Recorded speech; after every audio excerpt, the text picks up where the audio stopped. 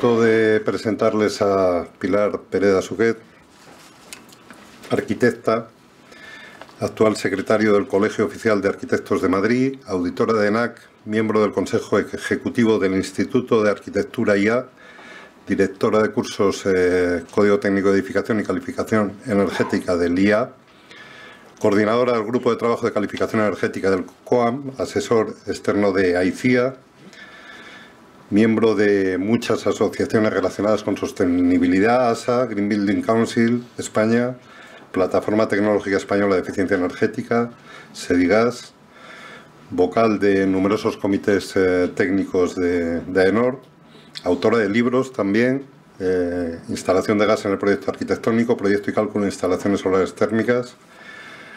Y también añado algo que tampoco pone aquí. Yo no sé si hace aproximadamente un año tomamos un contacto más intenso, si cabe, con el Colegio de Arquitectos de Madrid, aquí en Saint-Gobain. Bueno, quiero pensar que ya lo había antes, pero bueno, nos acercamos. Bueno, aprovecho para agradecer a los compañeros de Saint-Gobain Placo en aquel momento que nos hicieron la propuesta a ver al colegio. Yo estoy seguro que muchos de los que están aquí presentes lo saben y están participando de ello, pero les recomiendo vivamente, si puedo hacerlo, que se acerquen por allí, porque las iniciativas y las actividades de las que seguro que Pilar nos va a hablar, que se están desarrollando, son francamente interesantes y yo creo que van a contribuir a transformar un poco la realidad que tenemos, ¿no?, en este campo. Sin más, Pilar, gracias otra vez.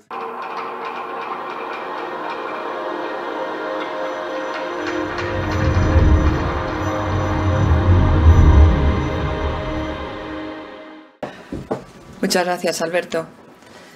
Bueno, la verdad es que después de lo que ha dicho Alberto, no sé si va a estar a la altura. Entre los dos ponentes que tenía delante y esto, si yo agradezco a Saint-Gobain, además de estas iniciativas, también iba a comentar esa estrecha colaboración en la que ahora mismo nos encontramos con algún proyecto que ahora veremos que, bueno, como no podía ser de otra manera, se llama Renove, en este caso Madrid Renove. Javier y Luis, ¿qué vamos a decir de ellos? Yo creo que Javier y Luis pasarán a la historia como los que fueron capaces de cambiar toda la normativa y no solo cambiar la normativa, sino cambiar la mentalidad. Pasar de aquello de tienes que cumplir esto a búscate la vida y cumple lo que sea mejor para tu edificio. Ese código de prestaciones que todavía a muchos compañeros les sigue dando alergia, desgraciadamente, y que yo creo que ha sido un gran avance para mejorar la calidad de nuestros edificios. Bueno, voy a intentar ser breve. Además, muchas de las cosas, pues como no podía ser de otra forma, se han ido hablando. El consumo nulo. Bueno, el consumo nulo podría ser esto. Podría ser este poeta pobre que realmente no está consumiendo nada, porque lo más que tiene es una vela. Pero se nos olvida que el consumo nulo nosotros le queremos asociar a confort. Aunque desgraciadamente, cuando vemos estas estadísticas, vemos que algunas viviendas ya, desgraciadamente, su índice de ingresos de hogares españoles está por debajo del índice de gastos en energía doméstica, con lo cual probablemente en algunos casos ya estemos como en la diapositiva anterior, desgraciadamente en algunos hogares. Eso nos lleva claramente a pensar que tenemos que reducir nuestro consumo. La directiva de 2002 hacía una calificación energética en base a las emisiones de CO2, considerando el combustible. Bueno, a partir de ahí entraba la demanda, condiciones climáticas, envolvente uso y el rendimiento, es decir, los sistemas de climatización. ¿Qué ha ocurrido con la Directiva 2010?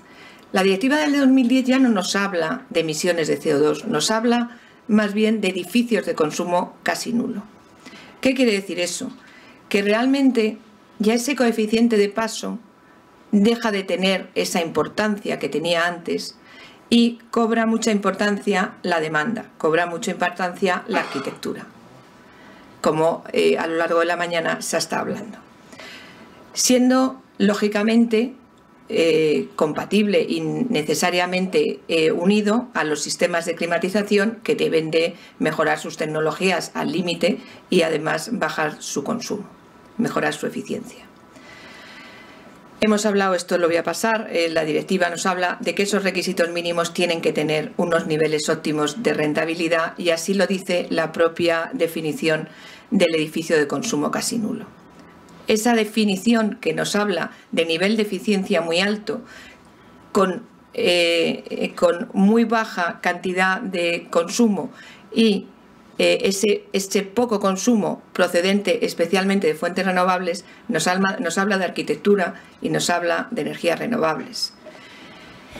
¿Qué implica esa definición? Pues implica lógicamente la limitación de la demanda, el incluir esa parte de renovables, y también ver qué energía primaria se utiliza en el edificio. Implica, por tanto, la definición de valores límites para esos tres indicadores. La propia normativa de distintos países ya está teniendo esto en cuenta.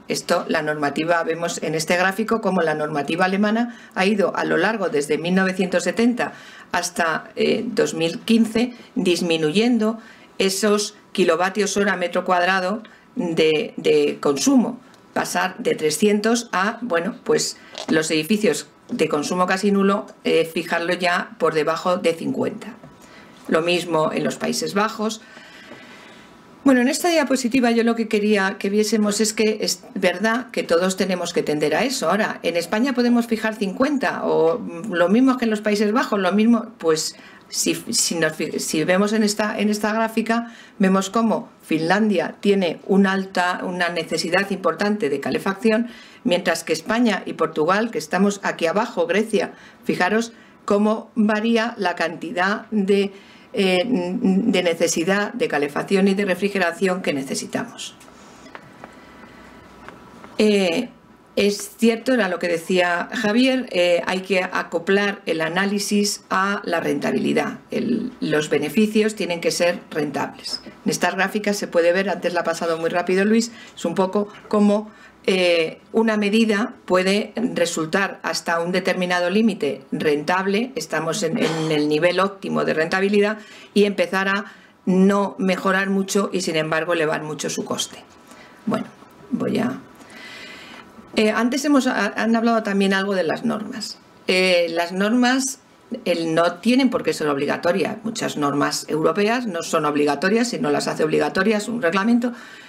Tienen un pequeño problema, es que son caras, es verdad, AENOR nos las cobra muy caras, pero sin embargo yo creo que son de gran ayuda. Y respecto a la Directiva de Eficiencia Energética, el Comité Técnico del CEN 31 ha desarrollado muchísimas normas, todas ellas súper interesantes, en las cuales nos habla de cómo evaluar los aspectos de utilización de energía neta en los edificios, cálculo de energía entregada al edificio para calefacción y refrigeración, la energía generada por el propio edificio, energía primaria total utilizada, etc. Normas que cuando uno quiere profundizar, la verdad es que resultan de máximo interés. Bueno, esto lo voy a pasar, lo ha hablado Luis. Llegar a ese consumo casi nulo tiene como tres patas. Por una parte está el edificio, habíamos hablado del emplazamiento, la orientación, la envolvente. Dentro de la envolvente no solo es el aislamiento, es el soleamiento, la masa térmica. Dentro de los sistemas, la eficiencia, el aprovechamiento de energía residual, todavía poco estandarizado, poco asumido. La regulación, la automatización, importantísimo. La ventilación, las renovables, que bueno, yo aquí en las renovables la verdad es que las veo con un poco de escepticismo, teniendo en cuenta las cosas que están pasando, ¿no? Las bombas de calor son renovables, el término fijo de la electricidad cuesta lo mismo, me da lo mismo, total, si me van a cobrar lo mismo para la batidora que lo que me cobran por tener todo eléctrico. Bueno, ¿cómo conseguir un edificio de consumo casi nulo? No es tan difícil, yo creo que es bastante sencillo.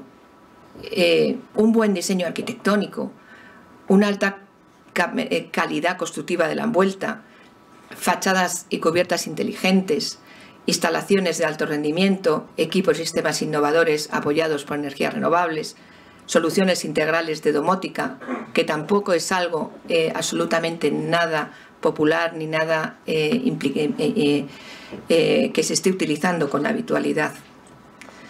Dicho así, parece difícil, pero no es cierto. Es como evidente, y lo hacían los árabes ya. Lo que pasa es que ahora hablamos de transmitancias, hablamos de ventilaciones, transmitancias. Bueno, esto no me quiero meter porque seguro que los dos ponentes de después lo van a desarrollar ampliamente y mucho más técnico.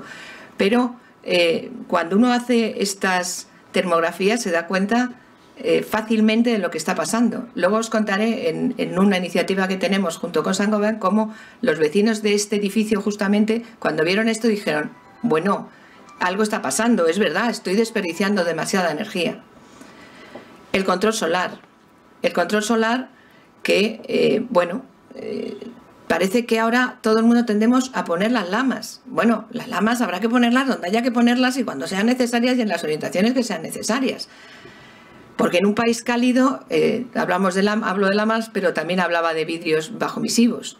Claro, me han dicho que los vidrios bajoemisivos, que no sé lo que son, me da igual, pero son buenísimos. Que no, te pongan vidrios bajoemisivos, pero ¿dónde? ¿En Andalucía? ¿En Finlandia? Claro, si es un país cálido, pues cuanto más bajo el factor solar, mejor, entrará menos calor, pero si estamos en un país frío, será al revés. Las lamas también. Todo el mundo lleva en el bolsillo una lama. Bueno, pues como todo, las lamas, pero ¿y por qué no las persianas de librillo de toda la vida? ¿Y por qué no las persianas verdes que tirábamos encima del balcón? Exactamente. El toldo, maravilloso toldo que te puede solucionar fácilmente unos cuantos grados.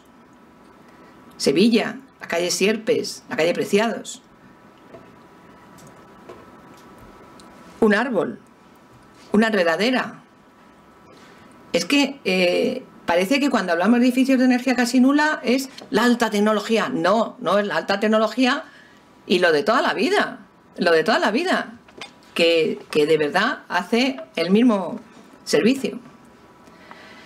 Estrategias. Las mismas estrategias que hablábamos antes de las condiciones climáticas. Las mismas estrategias en París, en Le Havre o en Madrid. Pues no. En Madrid necesitamos radiación solar en los meses fríos y necesitamos protección solar en junio, julio y agosto. Sin embargo, en Le Havre siempre necesitamos radiación solar. Y en París, bueno, pues necesitamos, lo he dicho al revés, en París necesitamos protección solar en junio, julio y agosto, mientras que en Madrid necesitamos en mayo, junio, julio, agosto y septiembre. Y además necesitamos inercia térmica y necesitamos ventilación nocturna. Las recetas no sirven, por eso el código técnico no da recetas. Las recetas no sirven. Hay que ver qué está pasando allí, dónde estamos, en qué orientación. La permeabilidad al aire. Bueno, este también ha sido el gran conflicto del código técnico. El viento se mueve o por diferencia de presión o por diferencia de temperatura, las chimeneas solares, todo esto que se ha impuesto, que son sistemas sencillos, no nada complejos. Las pruebas que en España están tan poco familiarizadas con ellas, las del blow, de poder ver qué permeabilidad tienen el blower. En cuanto a la permeabilidad al aire, claro, el DBHS nos dice que tenemos que tener ventilación natural, rejillas, aireadores. La H1 nos dice que tenemos que reducir las pérdidas por infiltración, por exfiltración. Yo creo que en el término medio, como siempre, está la virtud y que hay que compaginar y que la ventilación para tener un ambiente confortable es fundamental. Las chimeneas solares, los invernaderos, las galerías. Parece que cuando hablamos de los invernaderos, una doble fachada, qué caro. ¿Por qué? Si siempre Si está ya inventado, está inventado. Tener estas galerías que son tan de nuestro clima español. Fijaros la termografía de un mirador cerrado frente a un hueco, a un balcón normal. Si entramos en la envolvente, es un poco lo que estábamos viendo: el aislamiento térmico, el control solar, la baja permeabilidad al aire, la adecuada ventilación natural, la impermeabilidad al agua. Evidentemente no vamos a tener goteras, la resistencia a la humedad, pero también nos quedan cosas como la iluminación natural, el aislamiento acústico, que por ahí he visto antes a mi buen amigo San Segundo, que siempre se pelea por ello y que, bueno, pues está todavía costando mucho trabajo que se llevarlo a cabo. Resistencia al fuego, evidentemente, la seguridad siempre. Permitir el contacto con el exterior. No podemos llenar todo de rayas. No podemos llenar todo de rayas. Hay que llenarlo cuando se puede, pero también te gusta ver a través de una ventana, de un vidrio limpio, como estábamos viendo ahora yo cuando estabais sentada aquí. Resistencia a la intrusión, facilidad de mantenimiento. Muy importante la facilidad de mantenimiento. Es lo primero que miran unos vecinos. ¿Qué me quiere usted poner aquí? ¿Pero esto cómo lo limpio? Pues además las amas de casa son muy limpias. Es lo primero que dicen. Durabilidad, baja huella de carbono, contribución al ambiente urbano. Claro, la baja huella de carbono, las cubiertas verdes. Va a salir un Real Decreto sobre la huella de carbono. Y el otro día en el Ministerio de Medio Ambiente les decía yo: oye, pues si vais a premiar de alguna forma la reforestación, el recuperar espacios, zonas verdes, las cubiertas verdes, no nos vais a dar subvención para las cubiertas verdes. Claro, podríamos conseguir tener unos jardines arriba interesantes. Bueno, no sé, la verdad es que les descolocamos bastante. Estuvimos Inés Leal y yo y les descolocamos bastante. Lo pensaremos. Las paredes, los jardines verticales. El otro día, en estas acciones que estamos haciendo desde el colegio, estuvimos viendo un hotel que tenía unos patios que eran horrorosos, horrorosos. Unas suites maravillosas que daban a un patio infecto. Dices, bueno, es que las tendréis que dar por 50 euros, porque es que aquí, bueno, pues oye, ese patio bien arreglado, con unos jardines verticales, seguramente les va a hacer que la suite la puedan darle el triple de valor de lo que tiene en este momento. Las renovables. Bueno, pues las renovables podemos ser todos los histéricos con ellas que queramos, hasta esto que ya la casa se mueve, recoge el sol durante todo el día, fotovoltaica, térmica, geotermia, desde esto que es el 000 hasta lo normal, ¿no? Sin necesidad de hacer grandes. El otro día, por ejemplo, mis hijas están en el liceo francés, el otro día pasé y todas las lámparas que han puesto iluminando los jardines son de energía solar. Entonces, allí oye, pues mira, es un avance. Además así lo van viendo los niños y van entendiendo qué leches es eso. Pero lo que desgraciadamente todavía vemos es esto, ¿no? Es esta. Y con un poco de suerte, el anuncio de con la caldera de condensación vas a ahorrarte el 30%, no te compliques la vida, déjate de tonterías, que lo que vale es modificar los equipos y ya. Y lo otro es un lío. Claro, todo eso es cuando hablamos de obra nueva, que tenemos el papel vacío. En ese caso, el proyectista, bueno, pues puede orientar bien el edificio, puede implantar todas las medidas que quiere, respondiendo lógicamente a las necesidades del proyecto y a la reglamentación. Pero claro, cuando estamos en rehabilitación hay muchas decisiones que ya no las dan tomadas. El papel ya no está en blanco. Ahí ya partimos de algo que está dibujado. Bueno, ahí habrá que echar más imaginación, pero eso no quita que no se pueda seguir actuando en las envolventes. Y aunque esté en esta casa, no siempre con SATE. A veces con SATE y otras veces con imaginación al SATE. En la instalación térmica, lógicamente, en el cambio de combustible. Pero no podemos centrar todos en que como la biomasa es cero emisiones, cambiamos a biomasa y ya tengo una A. No podemos hacer eso. No podemos.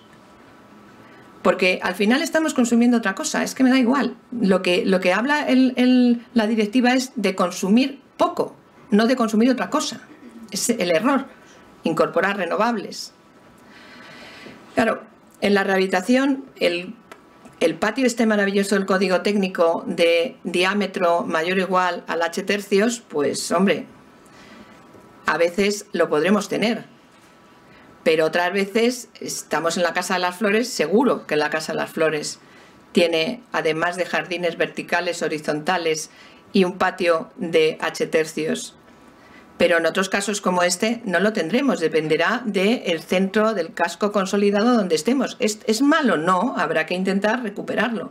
Lo que no tiene sentido es tener estos patios, que es lo que hay en las casas habitualmente. Los patios que solo sirven para poner tubos infectos horribles. Bueno, se pueden hacer muchas cosas con simples espejos, con cosas muy sencillas, y cuidando un poco lo que el aspecto, podemos llegar a conseguir un patio donde sirva para de verdad ventilar, no solo para tender y con la ropa sucia después porque te la han contaminado. La orientación es lo mismo. Antes hablábamos de que en obra nueva tú puedes orientar bien las zonas, pero en rehabilitación es más difícil porque no puedes coger y hacer esto. Bueno, eso no lo puedes hacer, pero lo que sí que es cierto es que lo que sí que puedes es cambiar las zonas de día a las zonas mejores, al sur, viendo todos los... Sí puedes hacer cosas, incluso en la orientación. Fijaros, de tener una misma vivienda en una orientación u otra, podemos llegar a tener diferencias en el gasto, desde un menos 15% hasta un más 18% en calefacción, o desde un menos 27% a un más 3% en refrigeración. Es un 30% casi de diferencia de tener una buena orientación a tener una mala orientación. Bueno, en cuanto a la instalación térmica, evidentemente podemos actuar en la ventilación, con la HS3 si son viviendas o con el RITE si son otros edificios, en calefacción tanto en los sistemas como en los equipos como en los terminales, igual que en la refrigeración, igual que en el ACS. Pero también, insisto, podemos actuar en la fuente de energía. Podemos incorporar renovables, en muchos casos se pueden incorporar renovables, no es difícil.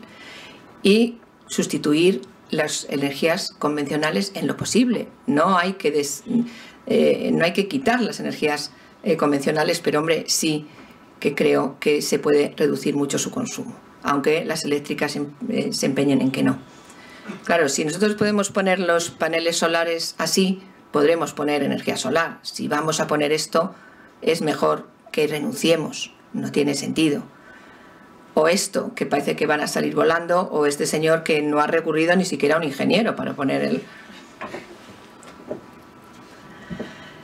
Bueno, esta es la iniciativa de la que de alguna forma antes ha hablado Alberto, y que yo os voy a contar de una forma muy sencilla. Nosotros empezamos viendo que la rehabilitación era el futuro de los arquitectos y que no había ya solares para hacer obra nueva, y decidimos dar un impulso desde el colegio a la rehabilitación. Pero queríamos que tuviera dos componentes, tiene dos componentes que la diferencian, pero uno fundamental, y era que nos interesaba mucho la participación ciudadana. O sea, tenemos claro que la empresa está absolutamente al día, que ha investigado, que tiene productos, que está absolutamente actualizada, que los técnicos estamos todos convencidos de que es la única vía, que la Administración ha puesto a nuestro alcance con la ley de las 3 Rs de rehabilitación un amplio marco normativa, que además SIDAE ha sacado unas subvenciones que ha querido gestionar él directamente para que no se pierdan por el camino y lleguen a los usuarios. Esto no lo he dicho yo. Y lo único que falta es convencer a los ciudadanos que lógicamente no están para invertir ni siquiera 3.000 eurillos en su vivienda, porque tienen que atender a las prioridades del día a día. Por eso decidimos, lo primero, hacer un concurso para elegir el edificio. Y hicimos un concurso. Lo primero al primer partner con el que nos enrollamos fue con Saint-Gobain. Vinimos, hablamos con Alberto, le presentamos la iniciativa y a Alberto le gustó, nos apoyó y empezamos el viaje juntos. Dijo, necesitamos que la obra la haga alguien muy serio y que esto salga muy bien. y contactamos con Fernández Molina. Después entró Orona, Lledó, falta Danfoss, está la ONCE, está el Instituto Torroja, por supuesto los 3 ministerios, IDAE, la Comunidad de Madrid, el Ayuntamiento, eBuilding con Sergio Melgosa y Gas Natural, que no está aquí, pero no ha sido al final partner porque esto era de madrileña y entonces no le ha interesado. Bueno, en ese concurso en Madrid-Río, elegimos Madrid-Río porque aquí el amigo Alberto Coloma dijo, hombre, a mí me gustaría que fuera Madrid-Río, que me trae buenos recuerdos, que soy... Y elegimos Madrid-Río. Además había que elegir una zona donde pudiésemos hacer cosas para llegar a los ciudadanos de una forma sencilla, no podíamos elegir todo Madrid. Y al final se eligió esta torre, es la avenida de Manzanares 2, es un edificio de 11 plantas, 46 vecinos, bastante castigada la fachada, que bueno, pues tienen ganas de hacer cosas. Os he dicho que la principal diferencia para nosotros era la participación ciudadana. La segunda es que se hace un concurso de arquitectura.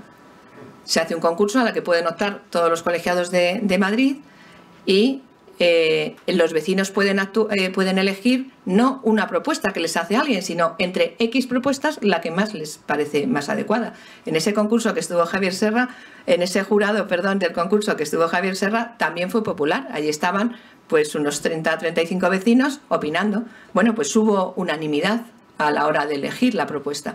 Eso sí, antes les habíamos contado que era el SATE, que era la fachada ventilada, que era el vidrio bajoemisivo, ese argot, que era la caldera de condensación, que era la energía solar, que era la biomasa, que podían poner. Todo eso llevó a que al final hubo unanimidad. Estas son las 16 propuestas.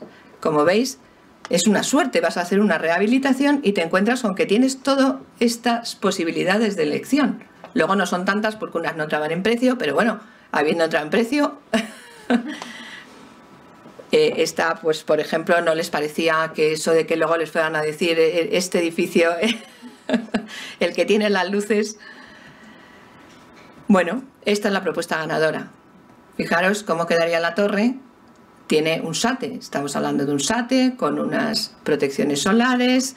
Veremos si podemos cambiar los cristales, los vidrios, las carpinterías, ahí estamos. Lógicamente ellos cambiarían todo, pero están limitados económicamente. Hay otro tema complicado y es que es el mantenimiento, la gestión después de todas esas cosas.